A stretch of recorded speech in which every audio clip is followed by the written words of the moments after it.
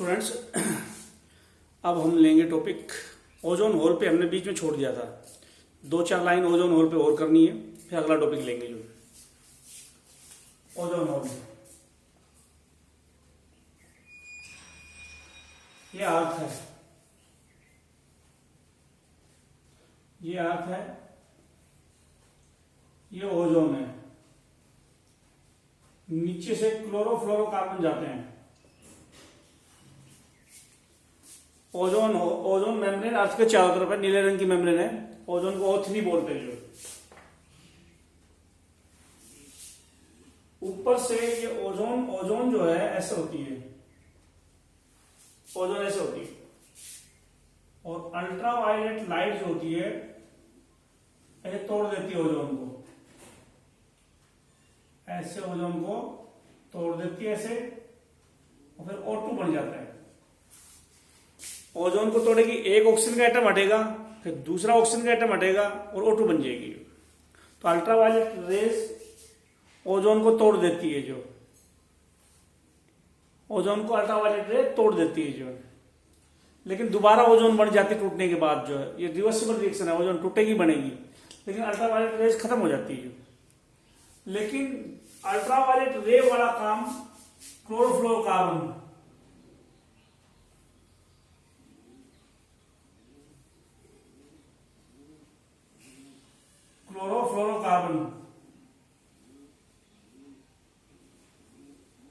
also break down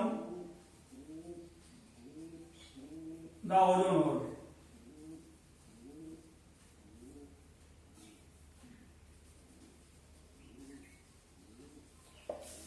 chlorofluorocarbon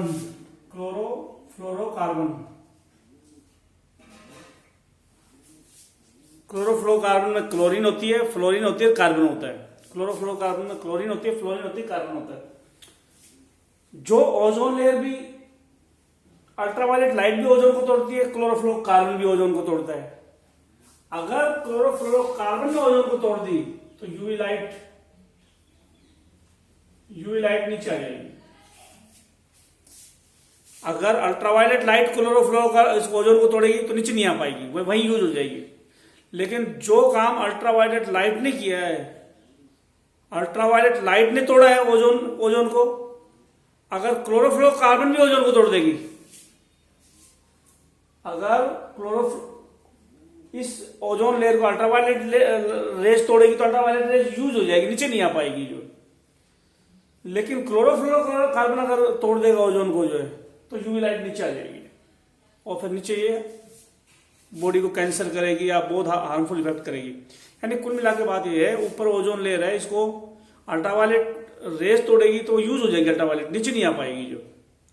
लेकिन ozone को तोड़ने का काम अगर क्लोरोफ्लोरोकार्बन कर देगा तो फिर ओजोन नीचे आ जाएगी, वो यूवी लाइट नीचे आ जाएगी और नुकसान करेगी जो। तो क्लोरोफ्लोरोकार्बन तुमने सुना होगा, फ्रिज से या एसी से बनते हैं जो, और ये फिर ऊपर चले जाते हैं। इनमें क्लोरीन भी होती है, फ्लोरीन भी होती है, कार्बन भी होता है। ठीक है यहां तक। तो ओजोन होल की बात थी। इंटरनेशनल लेवल पे एक समझौता हुआ है कंट्री का ओजोन होल को रोकने के लिए। बोले कि ओजोन को खत्म करने वाले सब्सटेंस को कम से कम यूज करो जो। और वो समझौता कहां हुआ है? मॉन्ट्रियल प्रोटोकॉल गाइडलाइन या रूल को बोलते हैं जो। मॉन्ट्रियल प्रोटोकॉल, मॉन्ट्रियल जगह कनाडा में है, मॉन्ट्रियल जगह कनाडा में है। वहां पे प्रोटोकॉल या गाइडलाइंस डिसाइड हुई है कि इससे ज्यादा ओजोन को डिप्लीट करने वाले सब्सटेंस यूज नहीं करेंगे कोई भी कंट्री जो है। तो Montreal protocol ozone depleting substance को कम से कम यूज करने के लिए ये प्रोटोकॉल है, गाइडलाइंस है जो। तो अब मैं अगला टॉपिक लेता हूं, ग्रीन हाउस इफेक्ट का जो।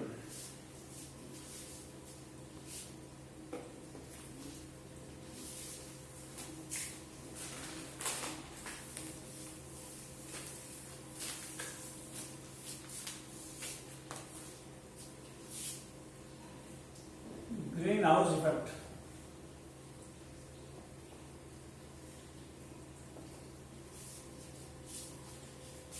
जो गैस गर्मी बढ़ा देती है, एनवायरमेंट में गर्मी करती है, उनको गैस को ग्रीन हाउस गैस बोलते हैं। gases which increase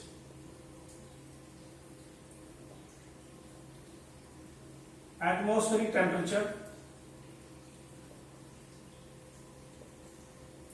are called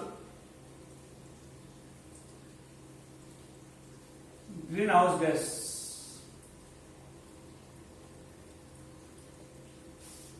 जो गैस एटमॉस्फेयर का टेम्परेचर बढ़ाए उनको ग्रीन हाउस गैस बोलते हैं। और इस इफेक्ट को गर्मी बढ़ाने वाले इफेक्ट को this effect is called green house effect.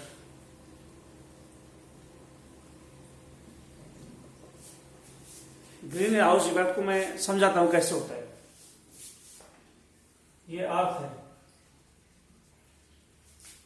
ये सन है, ये लाइट है। जो लाइट अर्थ की तरफ आती है उसमें high energy and frequency but less lambda. जो लाइट आती है, जो धूप सन से अर्थ की तरफ आती है उसमें एनर्जी ज्यादा होती है, फ्रीक्वेंसी ज्यादा होती है, लेकिन वेवलेंथ कम होती है। एनर्जी फ्रीक्वेंसी तो डायरेक्टली प्रोपोर्शनल है। एनर्जी ज्यादा होगी फ्रीक्वेंसी ज्यादा होगी, फ्रीक्वेंसी ज्यादा होगी एनर्जी ज्यादा होगी, लेकिन फ्रीक्वेंसी वेवलेंथ इनवर्सली प्रोपोर्शनल है। तो जो आई उसकी एनर्जी फ्रीक्वेंसी ज्यादा है दोनों की, क्योंकि एनर्जी फ्रीक्वेंसी डायरेक्टली प्रोपोर्शनल है, लेकिन उसकी वेवलेंथ कम है, क्योंकि एनर्जी फ्रीक्वेंसी ज्यादा होगी तो वेवलेंथ कम होगी। जो सन से जो लाइट आती है उसकी एनर्जी फ्रीक्वेंसी ज्यादा होती है, वेवलेंथ कम होती है। सन अर्थ से टकरा के ऊपर जाती है, कुछ एनर्जी लॉस हो जाती है, तो एनर्जी फ्रीक्वेंसी लॉस हो गई तो वेवलेंथ बढ़ गई, तो इनकी मोर वेवलेंथ होती है। और या इंफ्रारेड रेडिएशन होती है। ये ग्रीन हाउस गैस है।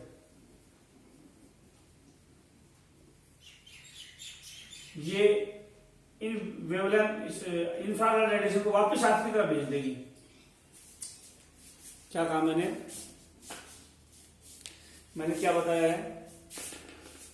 जो रेडिएशन अर्थ की तरफ आई उसमें एनर्जी फ्रीक्वेंसी ज्यादा थी। जो जब टकरा के वापस जब अर्थ से टकरा के एनर्जी लॉस हो गई, ऊपर गई, तो इंफ्रारेड रेडिएशन बन गई, वेवलेंथ ज्यादा हो गई, इनको इंफ्रारेड रेडिएशन बोलने लगे। ये IR इंफ्रारेड रेडिएशन है, इनको ग्रीन हाउस गैस ने वही रोक के अर्थ की तरफ दोबारा भेज दिया। अब इंफ्रारेड रेडिएशन से गर्मी हुई है, जिसको ग्रीन हाउस इफेक्ट बोलेंगे। क्या बोले ग्रीन हाउस इफेक्ट में? Sunlight coming on earth have more energy and frequency but less wavelength। जो सनलाइट अर्थ पे आती है उसकी एनर्जी फ्रीक्वेंसी ज्यादा होती है, वेवलेंथ कम होती है। This light strike on earth and reflect toward atmosphere।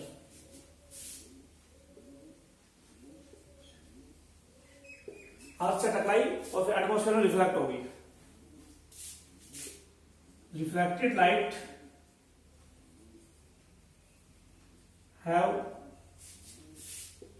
more wavelength and it is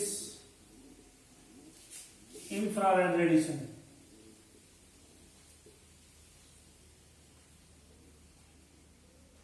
IR आई थी तो एनर्जी फ्रीक्वेंसी ज्यादा थी, लेकिन टकरा के वापस गई तो IR के रूप में गई, और इस IR को किसने रोक दिया? ग्रीन हाउस गैस ने रोक के अर्थ की तरफ दोबारा भेज दिया, और इससे गर्मी बढ़ गई। ये जो IR है, ये this IR reflected IR is re-reflected toward earth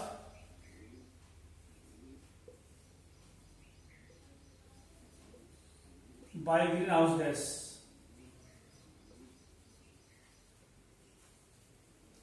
ये जो रिफ्लेक्टेड आई आर थी इसको री रिफ्लेक्ट कर दिया अर्थ की तरफ। ये जो अर्थ से ऊपर की तरफ आई है लाइट, रिफ्लेक्टेड लाइट जो अर्थ से आई, इसको री रिफ्लेक्ट कर दिया अर्थ की तरफ ग्रीन हाउस गैस ने, और इसकी वजह से गर्मी बढ़ गई। ड्यू टू दिस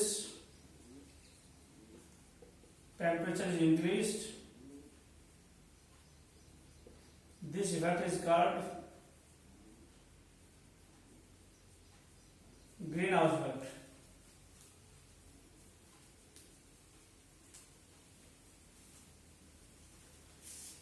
सन से लाइट आई थी, एनर्जी फ्रिक्वेंसी ज्यादा थी, लेकिन जो रिफ्लेक्ट हुई तो उसमें वेवलेंथ ज्यादा है।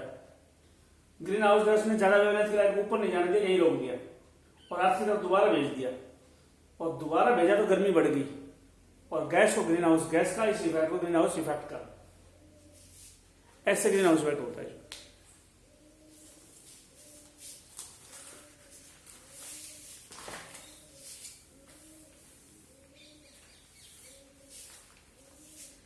ठीक है, greenhouse effect. 4 green house gas के नाम बता रहा हूं मैं।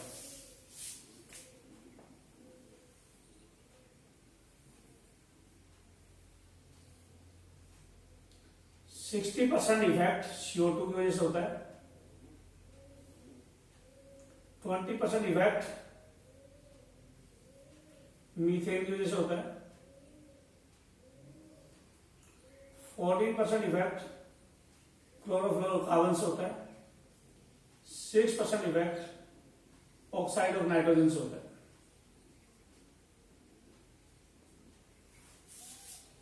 तो 4 गैस है जो ग्रीन हाउस गैस है, 1 carbon dioxide, second methane, third chlorofluorocarbon, fourth oxide of nitrogen.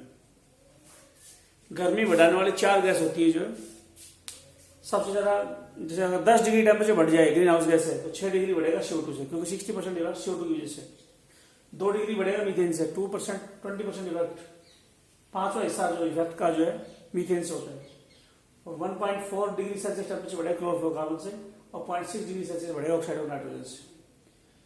तो टोटल टेम्परेचर का 60% इफेक्ट, जो टोटल टेम्परेचर बढ़ेगा उसका 60% इफेक्ट CO2 से होगा, 20% मीथेन से, क्लोरोफ्लोरोकार्बन से 14%, और ऑक्साइड ऑफ नाइट्रोजन से 6%। तो ये ग्रीन हाउस गैस है जो टेम्परेचर बढ़ाती है, इनका वैल्यू था जो। अगर फिलहाल एवरेज टेम्परेचर कितना है एटमोस्फेयर का, जो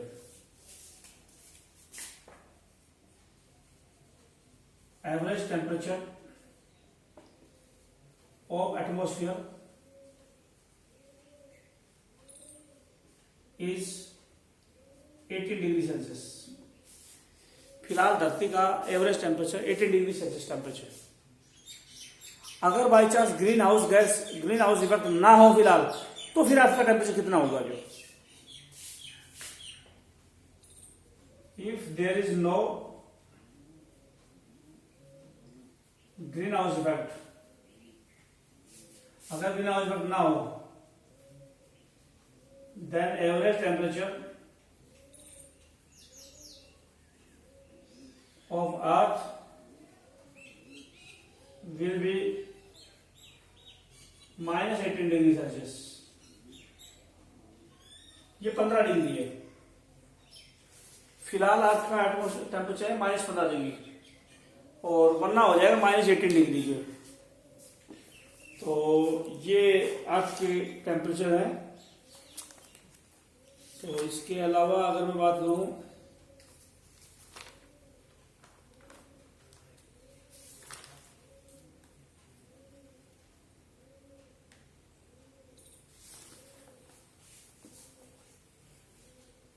तो मैंने कितना बताया, अर्थ का एवरेज टेम्परेचर 15 डिग्री है, और एक ग्रीन हाउस इफेक्ट होने के बाद अर्थ का टेम्परेचर एवरेज 15 डिग्री है, सर्दी गर्मी का सारा मिला के है।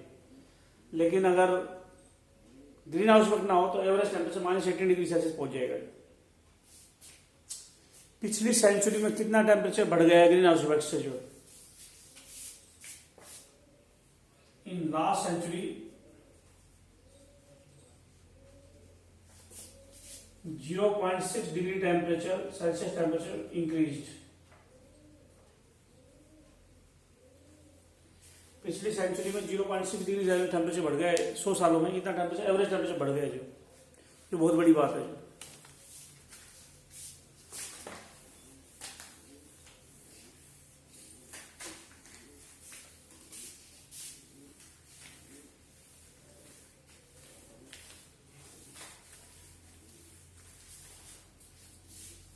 ग्रीन हाउस इफेक्ट को ग्रीन हाउस इफेक्ट क्यों बोलते हैं?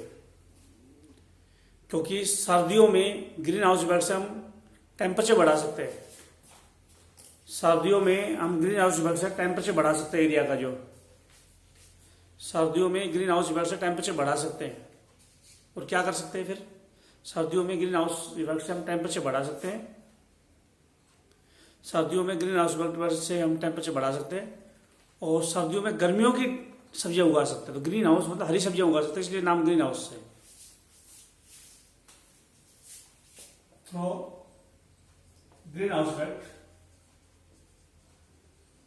ग्रीन हाउस इफेक्ट से we can grow vegetables of summer in winter. Greenhouse effect से टेम्परेचर बढ़ा देंगे तो सर्दियों में भी टेम्परेचर बढ़ जाएगा, तो गर्मियों की सब्जियां सर्दियों में उगा लेंगे हम जो।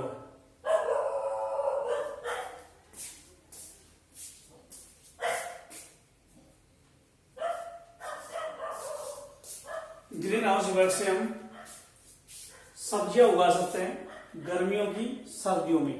सर्दियों में ग्रीन हाउस तैयार कर सकते हैं, हरी सब्जियां तैयार कर सकते हैं through greenhouse effect. Through greenhouse effect से हम सब्जियां उगा सकते हैं गर्मियों में, गर्मियों की सब्जियां सर्दियों में उगा सकते हैं, इसलिए हरा घर तैयार कर सकते हैं, इसलिए ग्रीन हाउस इफेक्ट बोलते हैं। कैसे करते हैं? We do this by growing vegetables in glass house.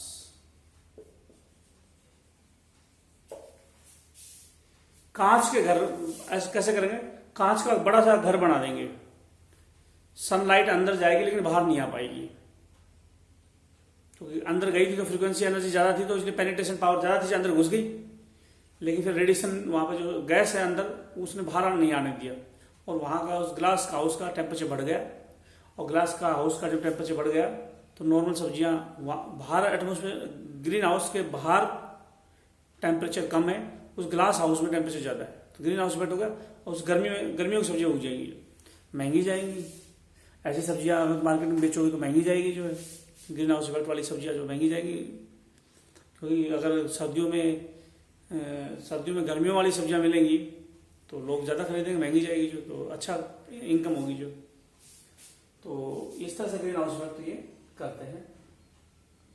और ग्रीन हाउस इफेक्ट और भी कहीं देखा है तुमने, वहां देखा होगा गाड़ी में कार वगैरह वो धूप में खड़ी कर देते हैं, गर्म हो जाती है, क्योंकि ग्लास से लाइट चली तो जाती है लेकिन बाहर नहीं आ पाती ज्यादा वेवलेंथ की वजह से।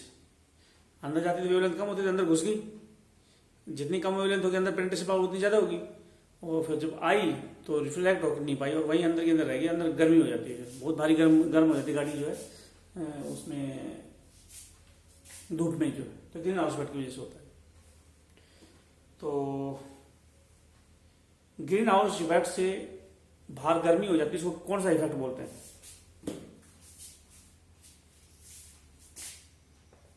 Old climate change.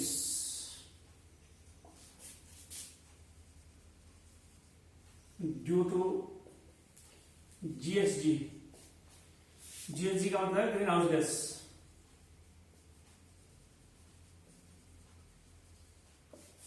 Old climate change due to GSG is called El Nino effect.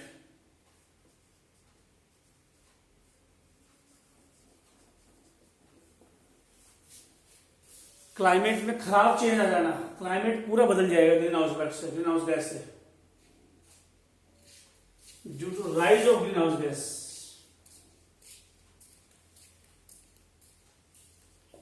ज्यादा डिटेल ग्रीन हाउस इफेक्ट की मैं बाद में लूंगा, अभी एनसीईआरटी ले रहा हूं।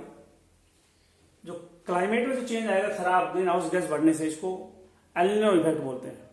क्या हो जाएगा अगर ग्रीन हाउस इफेक्ट हो जाएगा तो जो पोल, नॉर्थ पोल और साउथ पोल, उनकी आइस मेल्ट हो जाएगी और सी लेवल बढ़ जाएगा और आइलैंड डूब जाएंगे। जो ड्यू टू दिस, ऐसा होने से due to rise of temperature बढ़ने से पोलर आइस मेल्ट, टेम्परेचर बढ़ने से पोल की आइस मेल्ट हो जाएगी, सी लेवल बढ़ जाएगा और आइलैंड्स विल बी सबमर्ज्ड।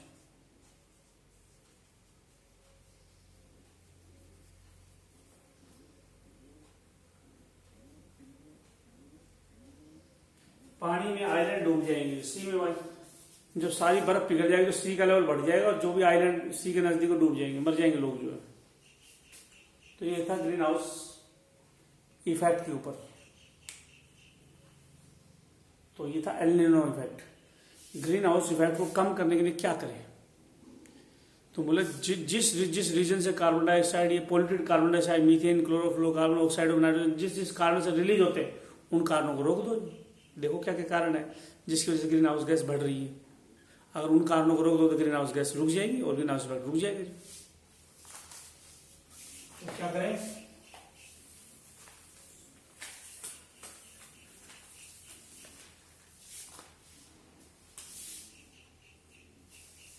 सबसे ज्यादा एसी और फ्रिज कौन यूज कर रहे हैं? लोग यूज कर रहे हैं, पॉपुलेशन बढ़ रही है इसलिए। जो ज्यादा लोग बढ़ गए हैं, पॉपुलेशन बढ़ गई है, इसलिए एसी और फ्रिज का यूज बढ़ गया है। जब एसी और फ्रिज का यूज बढ़ेगा तो क्या होगा? लोग बढ़ गए, एसी और फ्रिज का यूज बढ़ गया है, तो लोग बढ़ेंगे, एसी फ्रिज का यूज बढ़ेगा तो क्लोरोफ्लोरोकार्बन्स बढ़ेंगे। चलो, क्लोरोफ्लोरोकार्बन्स ग्रीन हाउस गैस भी है और ओजोन डिप्लीटिंग सब्सटेंस भी है। Carbon dioxide, methane, chlorofluorocarbon, oxide of nitrogen. तो एसी फ्रिज यूज करेंगे लोग जो है, तो उससे ग्रीन हाउस गैस क्लोरोफ्लोरोकार्बन बढ़ेगी। और लोग ज्यादा होंगे तो गाड़ियां ज्यादा चलेंगी, तो गाड़ियां ज्यादा चलेंगी उससे भी कार्बन डाइऑक्साइड, पेट्रोल वगैरह जलेगा तो कार्बन डाइऑक्साइड बाहर आएगी। जो फॉसिल फ्यूल ज्यादा बर्न होंगे जो, तो क्या करें? पॉपुलेशन कंट्रोल होनी चाहिए। Population should be control. तो greenhouse gas population increase, जो पॉपुलेशन बढ़ रही है उससे ग्रीन हाउस गैस बाहर ज्यादा आ रही है जो, तो पॉपुलेशन कंट्रोल कर लो तो ग्रीन हाउस गैस कंट्रोल हो जाएगी। और fossil fuel burning should be controlled. Fossil fuel को कम से कम बर्न करो जिससे carbon dioxide gas, polluted gas कम आए और ग्रीन हाउस गैस कम हो जाए। फॉसिल फ्यूल बर्निंग कम होनी चाहिए, पॉपुलेशन कंट्रोल होनी चाहिए। इसके अलावा और क्या करना चाहिए? Trees should not be cut down, trees should be grown. पेड़ काटने, नीचे पेड़ उगाने चाहिए।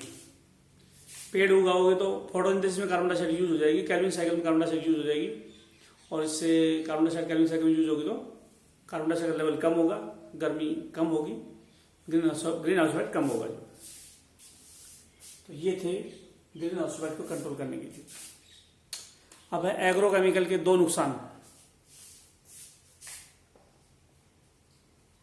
टू हार्मफुल इफेक्ट्स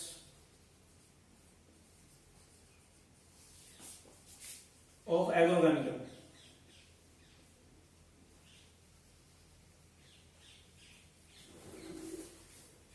एग्रोकेमिकल के दो नुकसान क्या क्या है? जो एग्रोकेमिकल क्या होते हैं नुकसान तो बाद में बताएंगे, पहले एग्रोकेमिकल होते क्या है। जो केमिकल खेती में यूज हो उनको एग्रोकेमिकल बोलते हैं। These chemicals are used in agriculture. Agriculture या खेती में एग्रोकेमिकल यूज होते हैं। Example fertiliser and pesticide. Pesticide का एग्जाम्पल है डीडीटी, फर्टिलाइजर का एग्जाम्पल है डीएपी।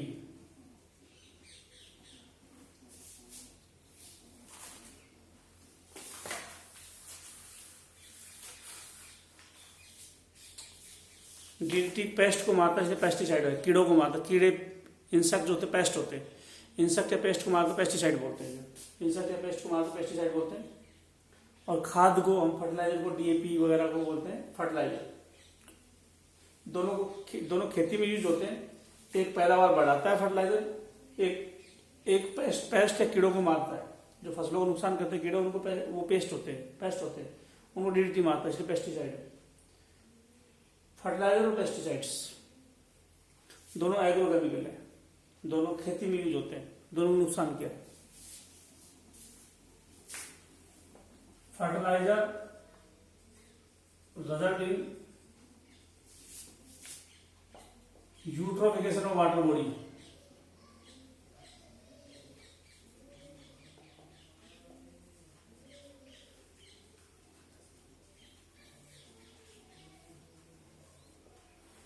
फर्टिलाइजर से यूट्रोफिकेशन होता है। जो फर्टिलाइजेशन से क्या, फर्टिलाइजर खाद से यूट्रोफिकेशन होता है, वाटर बॉडी खत्म हो जाती है। यूट्रोफिकेशन में होता है loss of water body. Eutrophication में अलग से भी टॉपिक लूंगा, जो है इसी चैप्टर में लूंगा, एनसीईआरटी से लूंगा, आगे आएगा। वाटर बॉडी खत्म हो जाती है फर्टिलाइजर से, कैसे खत्म होगी बाद में बताऊंगा। फर्टिलाइजर जो होती है डीएपी वगैरह, इससे वाटर बॉडी खत्म हो जाती है। खेतों में अगर फर्टिलाइजर यूज करोगे तो खेत में यूज करोगे, बारिश के साथ वो फर्टिलाइजर चला जाएगा रिवर वगैरह में, पॉन्ड वगैरह में, और पॉन्ड खत्म हो जाएगा, वाटर बॉडी खत्म हो जाएगी। दूसरा pesticides result in biomagnification.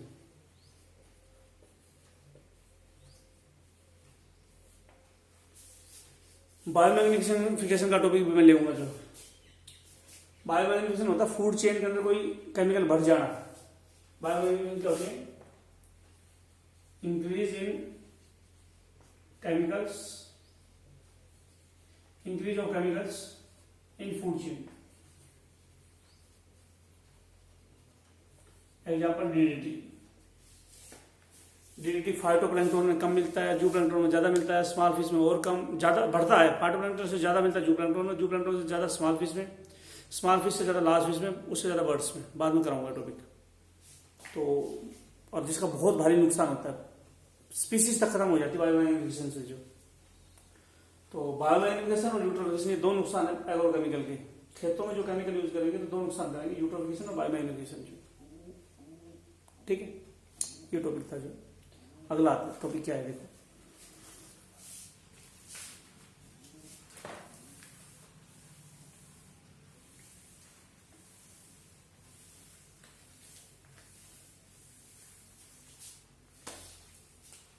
soil erosion and desertification। Soil erosion, desertification. दूसरा है water logging and salinity.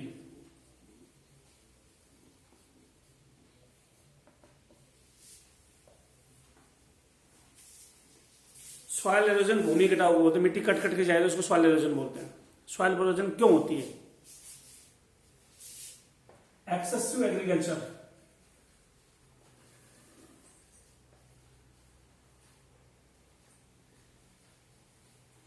Excessive agriculture, ज्यादा खेती करेंगे तो एक्सेसिव इरिगेशन ज्यादा रहेगा। जो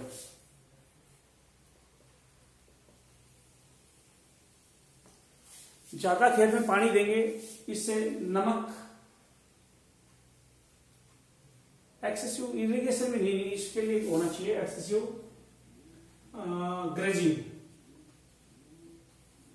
अब ठीक है, खेत में ज्यादा पशु चरेंगे तो घास हट जाएगी और सॉइल एरोजन हो जाएगा।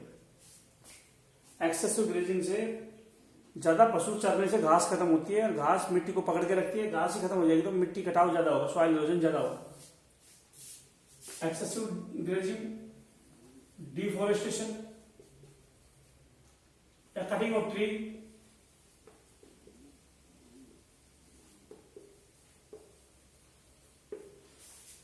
पेड़ काटने से भी मिट्टी कटती है जो, तो इन इन इन कारणों से क्या होते हैं, ड्यू टू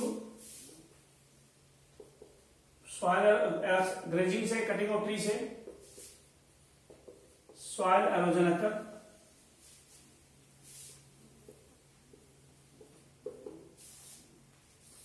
और सॉइल एरोजन होगा, और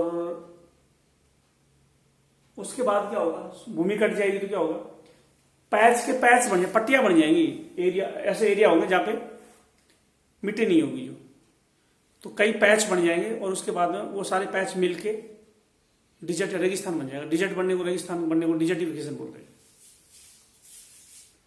ड्यू टू दिस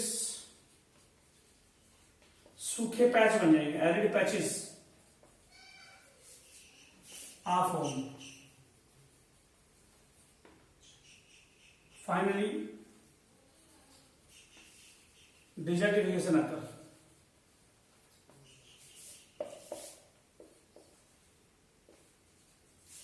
सीधा बोल दो, घास ज्यादा चराने से और पेड़ काटने से सॉइल एरोजन होता है, मिट्टी कट कट के जाती है और बाद में उसका डिजर्ट, वो एरिया डिजर्ट या रेगिस्तान बन जाता है।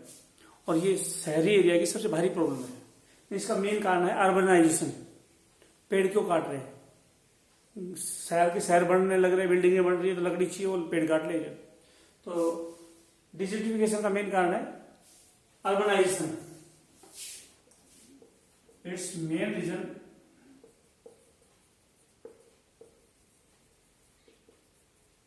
Is urbanisation.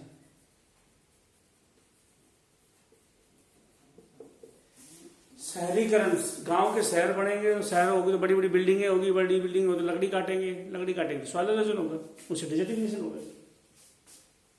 Water logging and salinity का मतलब क्या है, जब पानी कहीं इकट्ठा हो जाता है तो साल्ट ऊपर आ जाते हैं। वाटर लॉगिंग मतलब पानी इकट्ठा होना, पानी इकट्ठा होने से साल्ट ऊपर आ जाए, इसको बोलते हैं सैलिनेशन या salinity. Due to waterlogging salt come on the surface of soil। पानी जब इकट्ठा होगा तो साल्ट मिट्टी पा जाएगा, पानी इकट्ठा होगा तो साल्ट मिट्टी पा जाएगा। जब पानी इकट्ठा हो जाएगा तो साल्ट ऊपर आ जाएगा, और it is called accumulation of salt is called, salt इकट्ठा होना, accumulation of salt is called salination। ज्यादा पानी इकट्ठा होगा तो साल्ट ऊपर आ जाएगा, इसको सैलिनेशन बोलते हैं। और ग्रीन रिवॉल्यूशन में हरित क्रांति हुई थी तो सबसे भारी दो प्रॉब्लम यही आई थी, वाटर लॉगिंग और सैलिनिटी। ये दो प्रॉब्लम आई थी जब हम ग्रीन रिवॉल्यूशन हुआ था। हम चाहते थे कि पेड़ों की पैदावार बढ़े, फसलों की पैदावार बढ़े, लेकिन ये दो प्रॉब्लम आ रही थी जो हमारे से दूर नहीं हुई। जो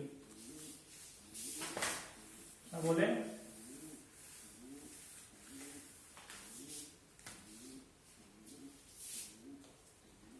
water logging,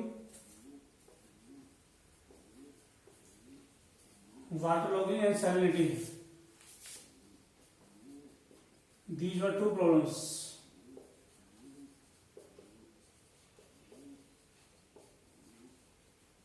during green revolution।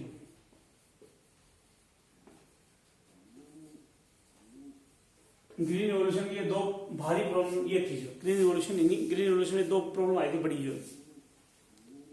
ठीक है, यहां तक। अब लेते हैं प्लास्टिक से पीछा कैसे छुड़ाया जाए।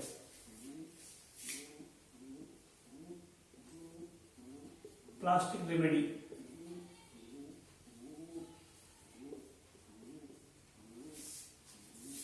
प्लास्टिक से छुटकारा कैसे मिले।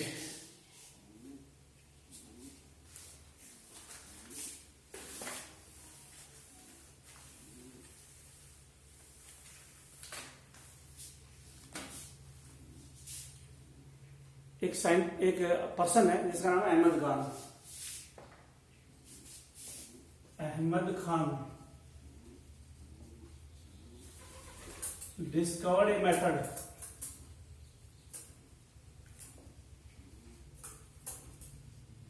For plastic problem. Ahmed Khan ने एक तरीका ढूंढा प्लास्टिक प्रॉब्लम के लिए, जो या प्लास्टिक रेमेडी के लिए, प्लास्टिक से पीछा छुड़वाने के लिए। प्लास्टिक से पीछा छुड़वाने के लिए अहमद खान ने एक मेथड यूज किया था। पता है कौन सा मेथड यूज किया था? प्लास्टिक का बड़ा पाउडर बना लो, प्लास्टिक पाउडर, इसको बोलेंगे पॉलीब्लेंड। बोला प्लास्टिक से पीछा छुड़वाना है तो प्लास्टिक का पाउडर बना दो, जिसको बोलेंगे पॉलीब्लेंड। बाद में पॉलीब्लेंड मिक्स कर देंगे, मिक्स विथ बिटुमेन। पहले प्लास्टिक का पाउडर बनाओ, फिर बिटुमेन कोयले को बोलते उसमें मिक्स कर लो और इसको रोड बनाने में यूज करो।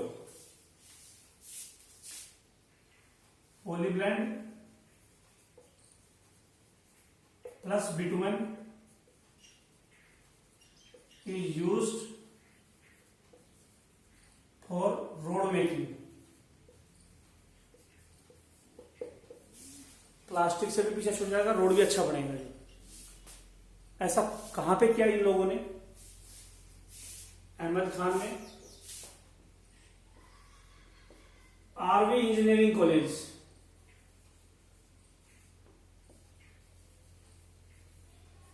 And Bangalore city corporation.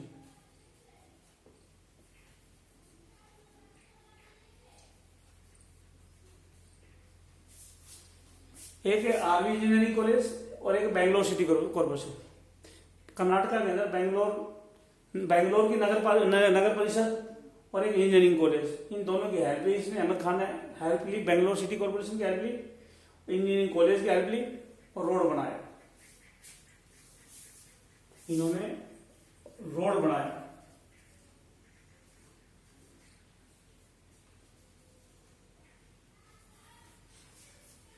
RV engineering college, Bangalore city corporation, Ahmed Khan ने प्लास्टिक और बिटुमेन का रोड बनाया। रोड बहुत अच्छा बना और जहां 40 पैसे पर केजी बिकता था ये जो प्लास्टिक, बाद में 6 रुपए किलो बिकने लग गया प्लास्टिक। जो ये 6 रुपए किलो प्लास्टिक खरीदने लगे, लोगों को प्लास्टिक भी से पीछा छूट गया और रोड भी बन गया। जो तो ये प्लास्टिक से पीछा छुड़वाने के लिए मेथड थे।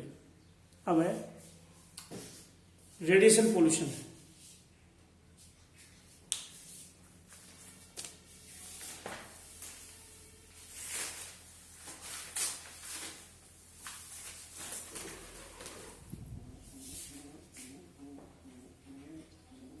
Radiation pollution. इस वीडियो को यही रोक रहा हूं, अगले वीडियो में ले रहा हूं रेडिएशन पोल्यूशन।